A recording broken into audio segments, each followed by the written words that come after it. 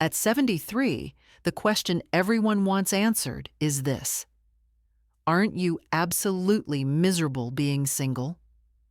They assume solitude equals suffering. But let me share what actually happened when I listened to them and found myself a partner at 68. What I discovered shocked me more than widowhood ever did. People couldn't stop commenting, friends, my own children, even strangers at church. Such a shame seeing you alone. You should really put yourself out there. Life's too short to waste being single. The words hit differently when you're sitting in an empty house where laughter used to echo. My husband died when I turned 66. Brain cancer. Diagnosis to funeral took 7 months. Those initial 24 months afterward nearly broke me. The silence felt crushing. Sunday mornings were pure torture. We'd always prepared breakfast side by side, flipped through newspapers, simply existed together. His absence turned Sundays into something unbearable. Eventually, though, patterns emerged. I enrolled in a carpentry workshop at the senior center. Tuesday coffee dates became routine with church friends. Mastered recipes beyond basic omelets. Established rhythms that functioned. Different from what I'd imagined, sure, but authentically mine. Then my daughter began her campaign. Over dinner at her place one evening, "Mom, meeting someone new would be healthy for you. I'm managing fine. Managing isn't living. You're isolated constantly. Being by myself doesn't mean I'm suffering." She refused to drop it. Neither did my social circle. What they said next changed everything. At church, Susan cornered me. "You're far too vibrant to resign yourself to this. Too vibrant at 70. Honestly? Their words started penetrating my defenses. Maybe something fundamental was broken in me. Perhaps I was choosing comfort over courage. Maybe fear was running my decisions. So I ventured onto one of those online dating platforms. 3 full days wrestling with photo uploads. 7 more days crafting a profile description. But I persevered. When responses flooded my inbox, I experienced an emotion absent for years. Desired. That's where Larry entered the picture. Fellow widower, warm expression. We exchanged messages across weeks, graduated to phone conversations. He appreciated my humor, inquired about my carpentry projects, demonstrated authentic curiosity. Following 2 months, we arranged coffee at a restaurant near his apartment. Conversation flowed easily. He described his grandchildren, his library volunteer position, his years of solitude, his readiness for genuine connection. Driving home afterward, hope flickered. Maybe the critics had valid points. Those opening months felt promising. Dinner dates once or twice weekly, matinee film screenings because they're economical and less crowded, neighborhood strolls during pleasant weather. It resembled normalcy. Perhaps my preference for independence had been misguided. Then subtle shifts began occurring. Small changes accumulate into something unrecognizable. Morning check-in calls, lunchtime check-ins, bedtime check-ins. Initially, I interpreted this as affection. This is relationship behavior, correct? Partners maintain contact. But within weeks, the dynamic transformed. Unreturned calls triggered repeat attempts, followed by texts.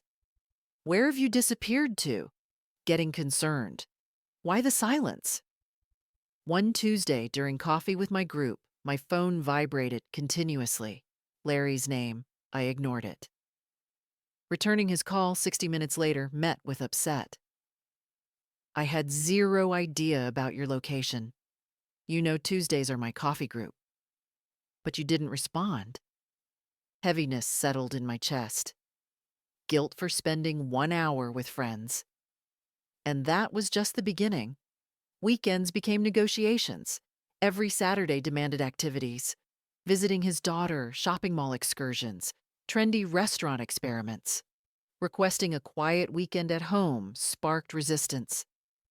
"Don't you enjoy my company? I thought we were building something real." Yes became my default response even when no screamed inside. What kind of partner disappoints someone seeking quality time? What kind of girlfriend requires this much personal space? Nobody discusses this reality. When you're 70 and acquire a boyfriend, gratitude is expected, like winning some cosmic lottery. Expressing exhaustion, craving solitude, wanting one peaceful Saturday alone makes you seem selfish, ungrateful, defective. Around 6 months in, a pattern emerged. His name appearing on my screen triggered shoulder tension, not anticipation, bracing, like preparing for impact. One evening, he called at 9:30, already in bed, book positioned, reading glasses on, planning my customary 20-minute session before sleep. The phone rang. I stared. Part of me resisted answering. Then worry intruded. What if something's urgent? What if he needs help? So I answered. Nothing urgent.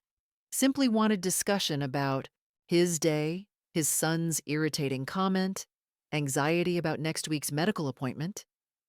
We talked 75 minutes straight. Hanging up past 11, I sat in darkness, exhausted. Not from the hour, from something deeper I couldn't identify. Next morning, Jane reached out. "Hey, Saturday fishing trip? Weather forecast looks perfect." I wanted to scream yes. Fishing with Jane means heaven. We barely speak, just lines in water, pure tranquility. But Larry would insist on joining, and his presence would eliminate fishing. It would become conversation. Incessant questions about my thoughts, complaints about insects, temperature, the apparent boredom of sitting quietly. I told Jane no and spent Saturday at a garden nursery with Larry instead, selecting plants for his daughter's landscaping. That night, alone in my space, clarity struck. My existence no longer belonged to me. Every choice involved him first, not from desire, from fear of consequences. Let me address the financial reality, because this topic remains taboo. At 73, I survive on Social Security and modest pension income. Comfortable. Not wealthy, but bills get paid. I'd mastered budgeting, practiced caution. With Larry came unexpected expenses. Weekly restaurant meals, $25 to $30 each time. Gas for crosstown drives to his location. Birthday presents for him, his daughter, grandchildren I'd never encountered. Then came his coastal trip proposal. "Just a weekend," he promised. "It'll be romantic." $400 for lodging, another $100 for food and fuel. I couldn't refuse. How would that appear? Cheap, ungenerous, uncaring. But I lay awake doing mental arithmetic, calculating monthly costs, watching my savings account decline faster than sensible. Beyond money came energy depletion. At 73, my supply is finite. I rise at 7, drink my coffee, maybe work in my workshop for several hours. By 3 in the afternoon, fatigue hits. I must rest. My body offers no alternatives. Larry didn't comprehend. He'd suggest dinner at 6:30. Then perhaps stopping by his daughter's place afterward for brief hellos. We wouldn't return until 9 or 10, and I'd be completely demolished. My back would ache for 2 days. Sleep patterns would fragment. I attempted explaining this. I'm simply not as youthful as before. I require more recovery time than I did. He'd look at me like I was fabricating excuses. My buddy's wife is 78 and she goes dancing twice weekly. Like I was lazy. Like I wasn't trying adequately. The breaking point arrived around 8 months in. Larry began discussing cohabitation. Not directly, initially. He'd make comments like, Your home is significantly nicer than my apartment. We're together constantly anyway. Imagine how much money we'd both conserve. One night, direct confrontation. I believe we should move in together. I sat, frozen, fork midair. Move in together? Why not? We're not youngsters. We don't need years of dating. That night, after driving home, I sat in my living room. My home. The house my husband and I purchased 40 years ago, where we raised our children, where every corner contains memories. I contemplated sharing it. Someone else's toiletries cluttering the sink. Someone else's schedule dictating my eating, sleeping, my coffee routine. Someone else's voice replacing the silence I'd learned to treasure. Someone else's requirements prioritizing over my own daily. And I felt panic, not joy. Panic. I ended things with Larry the subsequent week. We were having dinner at his apartment. I'd rehearsed my speech countless times. But when the moment arrived, everything collapsed. I can't continue this, is what emerged. He looked up from his plate. What? This relationship. Us. I can't. He started weeping, demanded to know his failures, said he believed we had something authentic. The guilt was suffocating. But I spoke truth. I'm not prepared to merge my life with someone. I believed I was. Everyone convinced me I should be. But I'm not. He was wounded, then furious, said I'd wasted his time, misled him. Perhaps he was correct. I don't know. Those first weeks after, I felt horrible. I'd spot couples at the supermarket and question my decision. My daughter was disappointed. What happened? Larry seemed wonderful. My friends couldn't understand.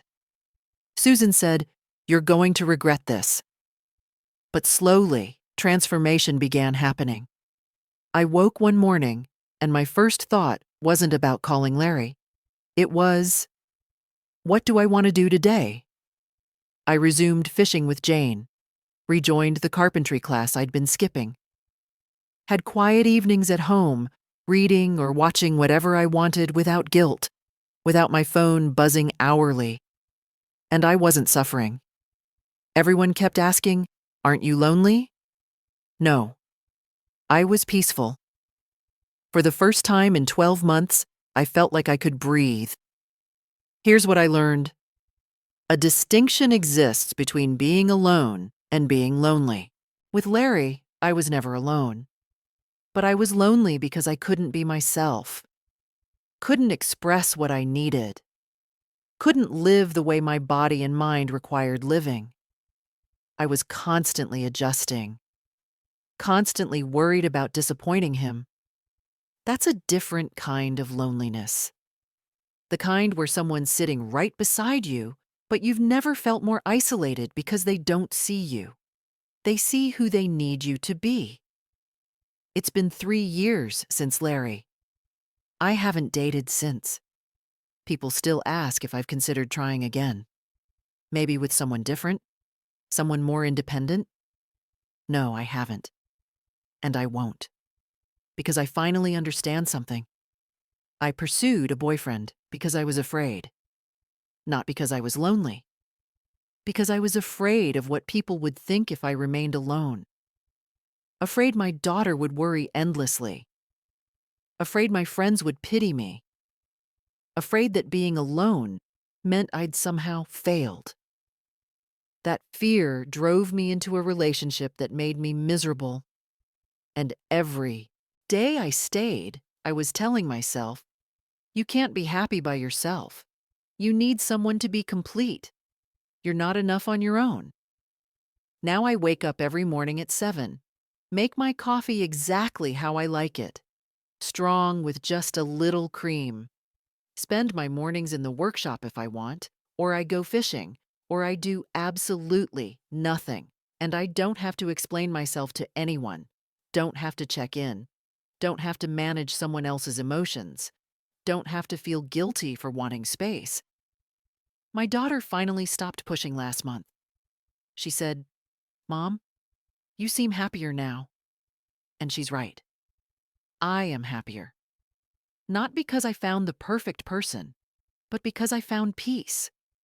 Peace isn't found in someone else. It's found in accepting yourself. Listen, I'm not saying relationships are bad. I'm not saying you should never find companionship. If you meet someone who adds to your life, who respects your need for space, who doesn't drain your energy, that's beautiful. Hold on to that. But if you're 70 and you're thinking about getting a boyfriend just because you're afraid of being alone, stop. Ask yourself what you're really afraid of. Are you afraid of loneliness? Or are you afraid of what your children will think? What your friends will say? What it means if you can't find someone? Because here's the truth. Being alone doesn't mean you're lonely. And being in a relationship doesn't mean you're not.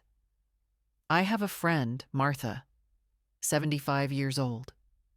Been with her boyfriend for 6 years, and she's miserable. Told me last month, "I can't remember the last time I had a full day to myself. But what am I going to do? Start over at 75? That's not love. That's fear. Fear of being alone. Fear of starting over. Fear of admitting you made a mistake. At this age, peace isn't a luxury. It's survival. My blood pressure rises when I'm stressed. My sleep suffers when I'm anxious. My body can't handle the constant emotional labor that comes with managing someone else's needs every single day. So I chose peace, and I'm not apologizing for it. Every morning, I wake up grateful. Grateful that my day is mine. Grateful that I can be exactly who I am without editing myself. Grateful that I don't have to perform for anyone. Do I get lonely sometimes? Sure, there are moments. Christmas can be hard. Seeing couples at the park sometimes makes me think about my husband. But those moments pass, and they're nothing compared to the loneliness I felt when I was with someone and still felt completely alone. If you're watching this and you're in a relationship that's draining you, that's making you feel guilty for wanting space, that's costing you your peace, you're allowed to leave. Even at 70, even at 80, you're allowed to say, "This isn't working for me." And if you're alone right now and people are telling you to get out there, to find someone, to stop being difficult, you're allowed to say no. You're allowed to protect your peace. You're allowed to choose yourself. At 73, I finally learned something I should have known decades ago. Your own company is enough. You don't need someone else to validate your existence. You don't need a boyfriend to prove you're still alive, still worthy, still valuable. You just need to be at peace with who you are. And once you find that peace, you'll realize it's the most valuable thing you have. More valuable than companionship. More valuable than what other people think. More valuable than avoiding loneliness. So, no, I don't have a boyfriend. And no, I'm not looking for one. Not because I'm bitter, not because I hate men, but because I finally learned to love my own company. And I'm not giving that up. You have one life, one chance to live these final years on your own terms. Don't waste them trying to make someone else happy while you slowly disappear. Don't trade your peace for companionship that comes with chaos. Don't let fear make your decisions. I'm 73. I live alone, and I'm the happiest I've been in years. That's not sad. That's wisdom. I'm 73. I live alone, and I'm the happiest I've been in years.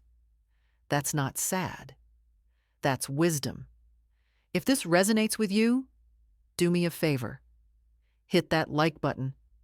Subscribe to SAGECAST because I have more truths to share and not much time left to share them.